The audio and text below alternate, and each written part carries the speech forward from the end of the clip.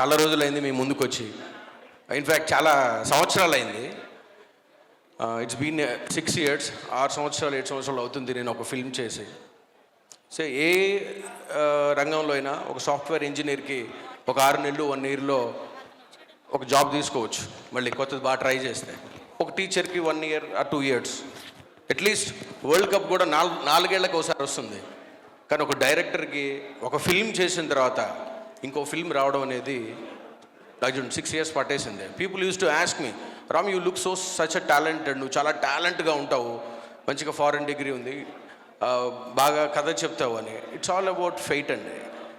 అయితే ఇన్నేళ్ళు నేను వెయిట్ చేయడానికి, కన్సిస్టెంట్గా పనిచేయడానికి, వేరే ఏం పని చేయకుండా సినిమాలను ఉండటానికి, మళ్ళీ ఇంకొక ఇంత అద్భుతమైన సినిమాని చేయటానికి వెయిట్ చేస్తే ఆ ప్రాసెస్లో ఉండటం అంత ఈజీ కాదండి. చాలా నిగ్రహం, చాలా పేషెన్స్ ఇవ్వాలి. ఇలా ఉండాలి అంటే మనకున్న సంకల్పం ఒకటి సరిపోదండి, మనకి కుటుంబం తోడుగా ఉండాలి.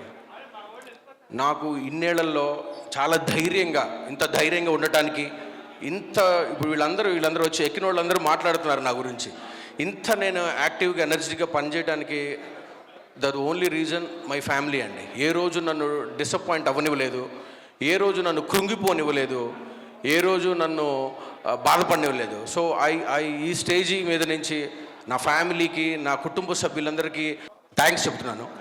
మేము ఈ కథని, ఈ సినిమాని ఎంతో ఇష్టపడి, కష్టపడి ముందుకు వెళ్తూ ఉన్నాము. ఫస్ట్ టైం ఈ కథ ప్రొడ్యూసర్ గారికి చెప్పినప్పుడు, సార్ మన కథ, మన సినిమా రామాయణం అంత రమణీయంగా ఉండాలి, భారతం అంత భారీగా ఉండాలి, అలా ఉండాలి సార్ మా కథ, మనం చేస్తే మేము అలా చేస్తాం సార్ అనగానే నేను కొంచెం ఆ టైంలో మనకి సినిమా చాలా అవసరం, తీసేద్దాం సార్ అని చెప్పి ముందుకు రావడం జరిగింది. కానీ ఈ ప్రయాణంలో ముందుకు వెళతా ఉంటే రామాయణంలో ఉన్న బాధలు, భారతంలో ఉన్న ట్విస్టులు, ఇవన్నీ నిజ జీవితంలో ఎదుర్కోవాల్సి వస్తూ ఉంటుందని నేను పొరపాటున ఊహించలేదు. కానీ మంచి ఎక్స్పీరియన్స్ అండి ఇది. చాలా నేర్చుకున్నాను, చాలామందితో గొప్ప వాళ్ళతో పనిచేశాను. సో ఈ సినిమా, ఈ ప్రాసెస్లో అంతా ఒక అద్భుతమైన, నా జీవితంలో ఒక అద్భుతమైన టైం అని చెప్పచ్చు. ఈ ఇంత కష్టం పడతా ఉన్నప్పుడు మనకి మన కష్టాన్ని గుర్తించి ఎవరైనా ఒక మాట అంటే బాగుంటుంది అనుకునేవాడిని. సినిమా మొత్తం అయిపోతున్నా కూడా మా ప్రొడ్యూసర్ గారు అసలు ఒక్క మాట కూడా మాట్లాడేవాళ్ళు కాదు. కానీ చివరిగా ఆయన నా దగ్గరికి వచ్చి ఒక మాట అన్నారు,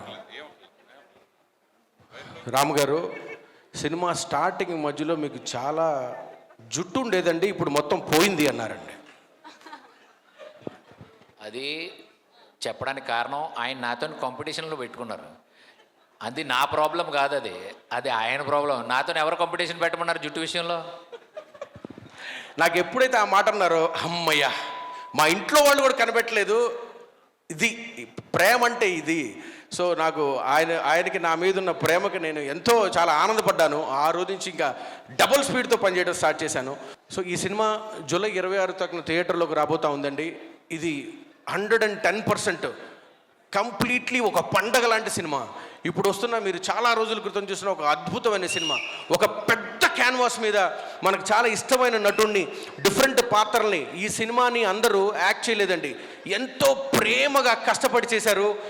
ఈ సక్సెస్ నాకు, మా ప్రొడ్యూసర్స్ కాదండి, ఇక్కడ పనిచేసిన అందరి కళ్ళల్లోకి చూస్తే మీకు తెలుస్తుంది, వీళ్ళందరూ ఈ సినిమా సక్సెస్ని ఎంత అద్భుతంగా కోరుకుంటున్నారు అనేది మీ అందరి సంకల్ప బలం, మీ అందరి ఆశ, మీ అందరి కోరిక మమ్మల్ని ముందుకు నడిపిస్తూ ఉన్నాయి.